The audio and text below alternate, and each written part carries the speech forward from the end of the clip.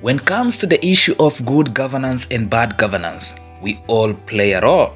Why should you take 100 shillings to elect a leader who will not care about your future and a leader who will ignore you along the way when you are faced with disasters and calamities in your society? Kenyans, we all play a role in getting the best leaders that can give us a focus and a better future.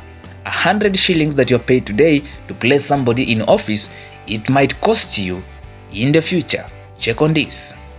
All our attention has been diverted away from the fake fertilizers story that took place few days ago. Now our minds are focused on the floods that have caused havoc all along the country.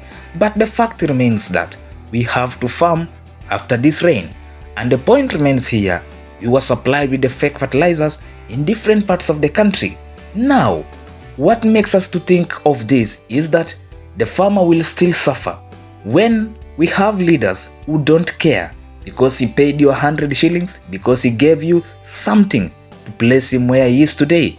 And at the end of the day, he supplies you with the fake commodity to make sure that you keep there praising and worshiping him.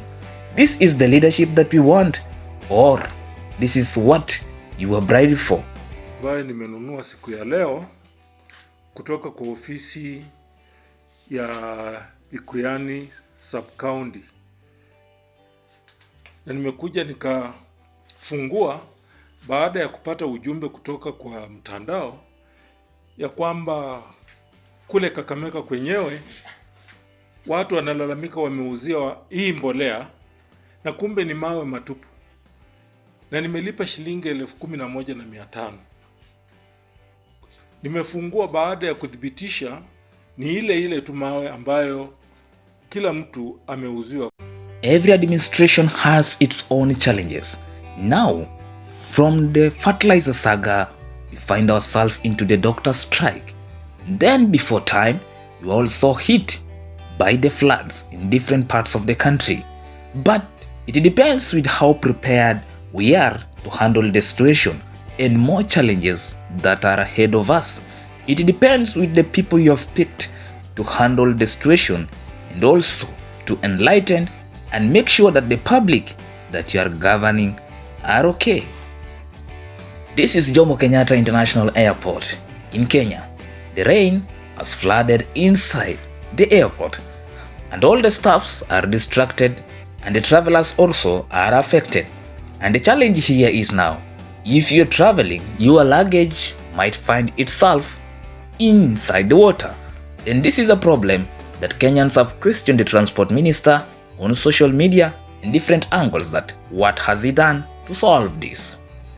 First of all, I don't think the pictures did justice to show the infrastructure that is going on. You've seen that on top of the existing airport, especially Terminal 1C, on top of it, you've seen we are constructing a new arrival terminal and we have built a new roof, and the contractor is on site and the progress is going on. So I was very impressed today with the progress that is going on at the airport. Amidst all the noise, we are now going to decommission in the next few months Terminal 1E. You see the tent, where the arrival tent that has been of great embarrassment to all of us. But people are being hyperbolic.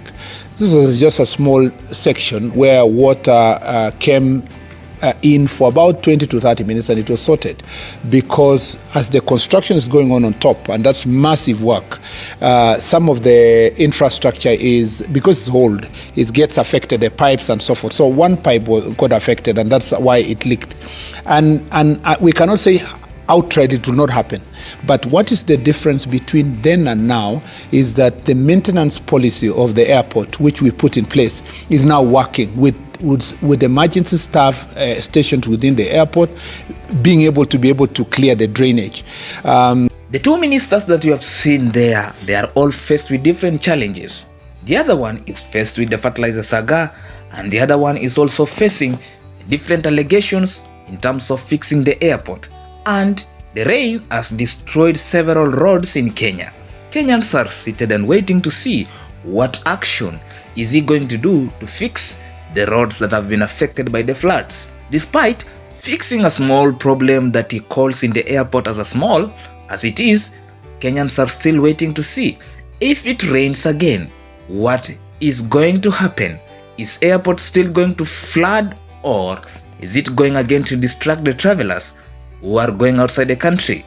And these are the challenges that might occur in the future. But the question remains, as many Kenyans are asking on the social media, what preparedness as a country, as a nation, we have in terms of handling calamities and disasters.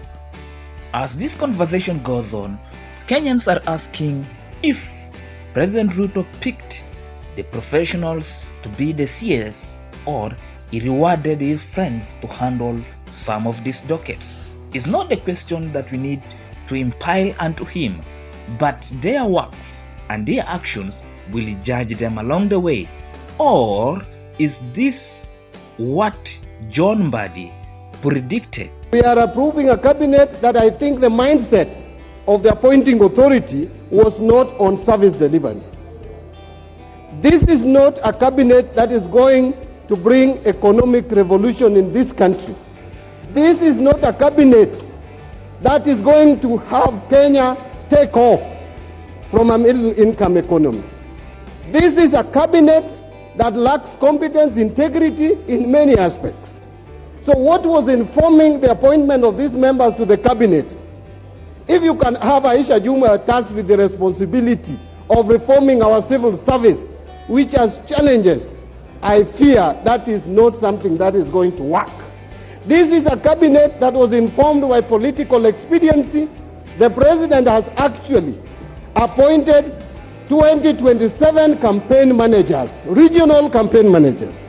The president is simply telling us that we give him a cabinet that is not going to function because he is ready to run the entire government system, machinery and structure from State House using advisors.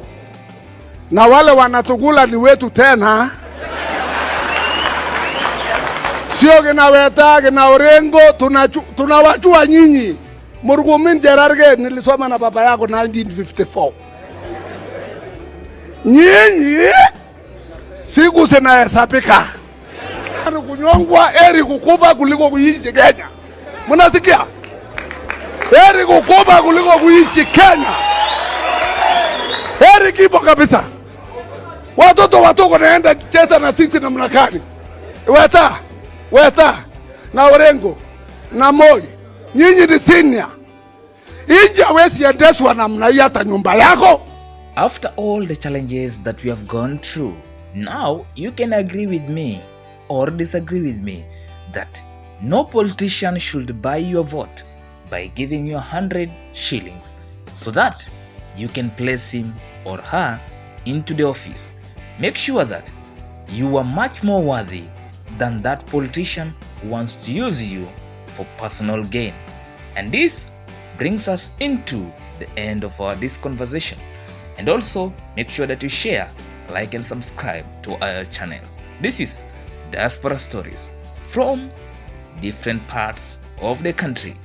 It's your boy, Mr. Superlative.